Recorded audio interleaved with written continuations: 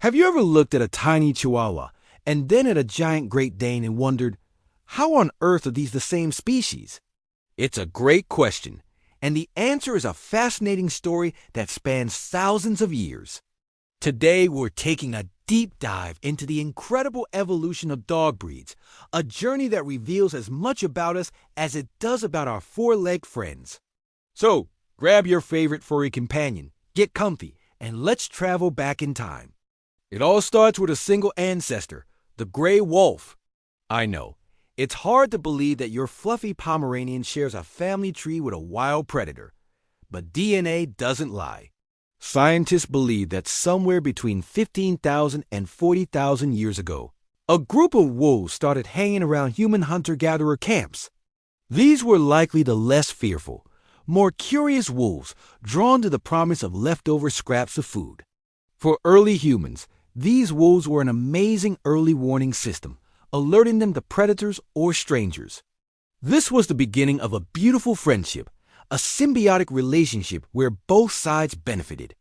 This process, where nature selects for tamer individuals, is called self-domestication. It was the very first step on the long road from wild wolf to loyal companion. Over generations, these proto-dogs became physically different from their wild cousins. Their snouts got a bit shorter, their tails started to curl, and their ears flopped. They were becoming something entirely new. Fast forward a few thousand years, and humans weren't just passively living alongside dogs. We started to actively shape them. As we shifted from nomadic life to settled agriculture, our needs changed, and so did the jobs we had for our dogs. We needed dogs that could help us hunt specific prey, herd our livestock, and guard our homes. This is where artificial selection kicks in. Think of it as human-guided evolution. If a dog was particularly good at herding sheep, its owner would breed it with another dog that had similar skills.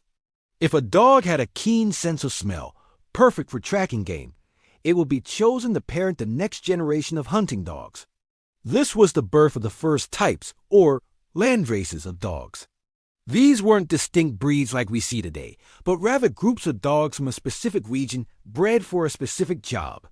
For example, the ancestors of Salukis and Greyhounds were being bred in the Middle East for their incredible speed to hunt gazelles across the desert. In the cold north, strong, thick-coated dogs like Siberian Huskies were essential for pulling sleds. In Europe, powerful Mastiff-type dogs were used to guard estates and even as dogs of war. Each dog was a specialist, perfectly adapted to its role and environment, a living tool shaped by human hands. But the real explosion in dog breeds, the one that gave us the incredible variety we see today, happened much more recently. It all kicked off in the Victorian era, during the 19th century. This was a time of great change, and for the first time, a large middle class had leisure time and disposable income. Owning dogs shifted from being purely practical to being a status symbol and a hobby. People became obsessed with a dog's appearance and pedigree. This is when the concept of breed standards and dog shows first appeared. A breed standard is a detailed blueprint describing exactly how a perfect example of a breed should look and behave, from the shape of its head to the color of its coat. The first official dog show, held in England in 1859, featured only pointers and setters, but the idea caught on like wildfire. Suddenly, breeding wasn't just about function anymore. It was about aesthetics. Breeders worked to create dogs that perfectly matched these written standards. This led to the creation of hundreds of new breeds in a relatively short period. Think about the bulldogs of the 1800s, bred for the cruel sport of bull baiting. When that was outlawed, breeders began to select for a shorter snout and a more docile temperament, transforming them into the lovable, brachycephalic companions we know today. The poodle, originally a water retriever from Germany, was bred down in size by the French to become the miniature and toy poodles, prized as fashionable lapdogs. This intense focus on appearance, however, came with a cost. When you select for very specific physical traits, you often shrink the gene pool. Inbreeding, or breeding closely related dogs, became common to fix certain desirable traits, like a specific coat color or head shape. Unfortunately, This also concentrated harmful genetic mutations, leading to a rise in hereditary health problems in many purebred dogs. For example, the very features that make a pug's face so endearingly squish also cause serious breathing difficulties. The beautiful sloping back of a German Shepherd, prized in the show ring, is linked to a higher risk of hip dysplasia. The majestic Cavalier King Charles Spaniel is prone to a serious heart condition and a neurological disorder called syringomelia, directly related to the breed's skull shape. This is the double-edged sword of selective breeding.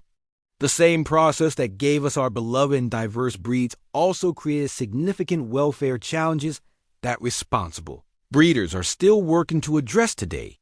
It is a powerful reminder that with the ability to shape another species comes a profound responsibility for its well-being.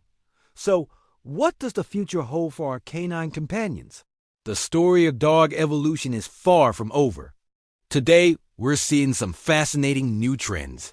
One of the biggest is the rise of designer dogs or crossbreeds, like the Labradoodle, Cockapoo, or Pomsky. These dogs are created by intentionally mixing two different purebreds, often with the goal of combining the best traits of both, like the Poodle's low-shedding coat with the Labrador as friendly nature. While some of these crosses can be healthier due to hybrid vigor, it's not a guarantee, and it's created a whole new unregulated market. At the same time, there's a growing movement within the purebred community focused on health and genetic diversity. Breeders are using advanced DNA testing to screen for genetic diseases and make smarter breeding choices, prioritizing the health and temperament of their dogs over just winning in the show ring. There's also a renewed appreciation for landrace dogs and mixed-breed dogs, celebrating the uniqueness and resilience of dogs that aren't defined by a strict pedigree. Our relationship with dogs continues to evolve, reflecting our changing values and scientific understanding. From the wolf's shadow to the family sofa, the journey of the dog is a mirror to our own. It's a story of partnership, innovation, and a deep, abiding affection that has bound our two species together for millennia. Every wagging tail, every loyal bark is a living piece of that shared history. The incredible diversity of dog breeds is a testament to the powerful bond we share and our ability to shape the world around us. So next time you're at the dog park, take a moment to appreciate the incredible variety you see. Each dog is a masterpiece of evolution, a chapter in a story that we are all still writing together. What's your favorite dog breed and why? Let us know in the comments below. We'd love to hear your stories. Thanks so much for joining us on this journey through time. If you found this fascinating, please give this video a thumbs up. And don't forget to subscribe and hit that notification bell so you won't miss our next adventure. Until next time, give your dog a little extra scratch behind the ears from us.